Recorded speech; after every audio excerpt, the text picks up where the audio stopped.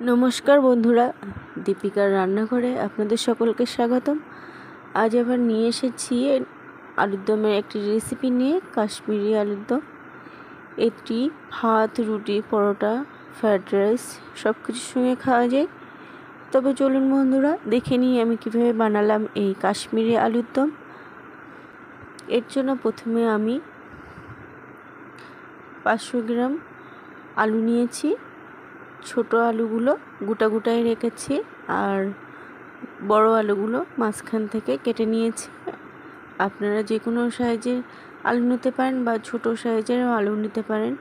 এইগুলো একটা কাঁটা চামচের সাহায্যে আমি কিছু ছিদ্র করে নিয়েছি।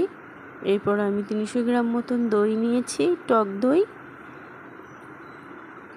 এর মধ্যে আমি দিয়ে দিলাম 1 চামচ মতন মৌরি গুঁড়ো। এটা শুকনো খোলাতে একটু ড্রাই করে ভেজে নিয়েছি, তারপর সেটা গুঁড়ো করে দিয়ে দিলাম। আর দিয়ে দিলাম 1 চামচ আদা বাটা, আর দিয়ে দিলাম 1 চামচ রেড চিলি পাউডার, আর 2 চামচ কাশ্মীরি রেড চিলি পাউডার। এই আলুর দমে বেশি কিছু মশলা লাগে না। এখানে মেন উপকরণ হলো মৌরি গুঁড়ো। আপনারা মৌরি গুঁড়োটা অবশ্যই ইউজ করবেন।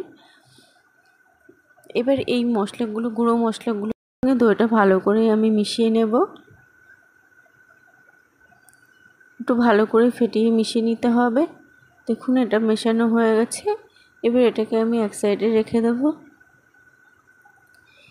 এরপর আমি কড়াই গরম করতে বসিয়েছি। কড়াইটা আমার গরম হয়ে গেছে। এবার এর মধ্যে আমি দিয়ে দিলাম পরিমাণ মতন সর্ষের তেল। আপনারা এখানে সাদা তেলও ইউজ করতে পারেন। তেলটা গরম হয়ে গেছে। এরপর এর মধ্যে আমি দিয়ে দিলাম আলুগুলো, আর দিয়ে দিলাম অল্প একটু লবণ ও অল্প একটু হলুদ গুঁড়ো দিয়ে আলুগুলো আমি একটু লাল লাল করে ভেজে নেব। দেখুন, আলুগুলো প্রায় ভাজা হয়ে এসছে। এবার আলুগুলো আমি নামিয়ে নেব।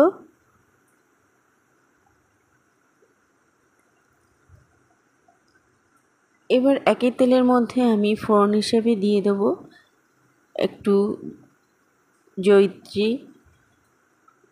আর কিছু গোটা গরম মশলা, আর দিয়ে দিলাম 1 চামচ হিং। আপনারা এই হিংটা অবশ্যই ব্যবহার করবেন, তাহলে আলুর দমের টেস্টটা খুব সুন্দর আসে। আর রঙের জন্য দিয়ে দিলাম 1 চামচ কাশ্মীরি রেড চিলি পাউডার আর 1 চামচ হলুদ গুঁড়ো।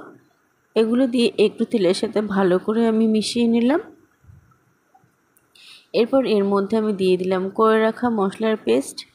এখানে বন্ধুরা অবশ্যই গ্যাসটা লো টু মিডিয়াম ফ্লেমে রাখতে হবে, অথবা যদি কড়াইটা গরম হয়ে যায় বেশি, তাহলে এটা অফ করে মশলাটা কষাতে হবে।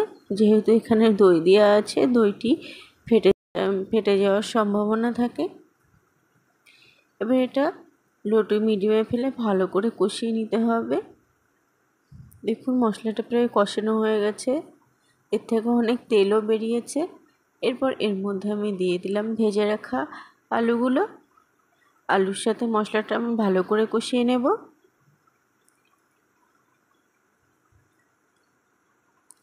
একটু সময় নিয়ে কষাতে হবে, যাতে আলুর মধ্যে মশলাগুলো ভালো করে মিশে যায়। আর দিয়ে দিলাম 2 চামচ কাজু বাদাম বাটা। এবারে এই মশলাগুলোর সাথেও কাজু বাদামটা ভালো করে মিশিয়ে নিতে হবে।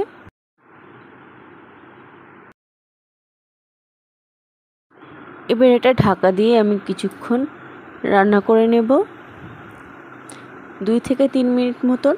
দেখুন, 2 থেকে 3 মিনিট পর ভালোভাবে কষানো হয়ে গেছে মশলা।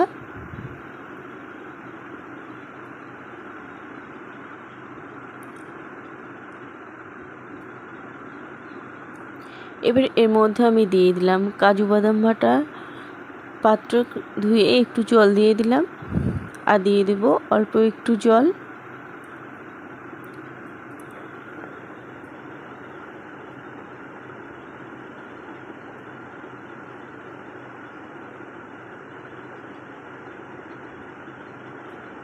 এবার ভালো করে জলের সঙ্গে এটা মিশিয়ে নিলাম। এবার এর মধ্যে আমি দিয়ে দেবো স্বাদ অনুযায়ী লবণ,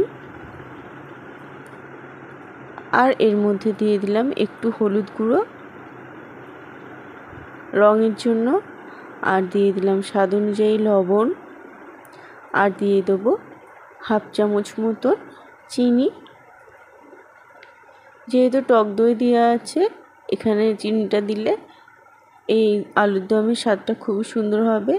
এবার ঢাকা দিয়ে আমি কিছুক্ষণ রান্না করে নেব।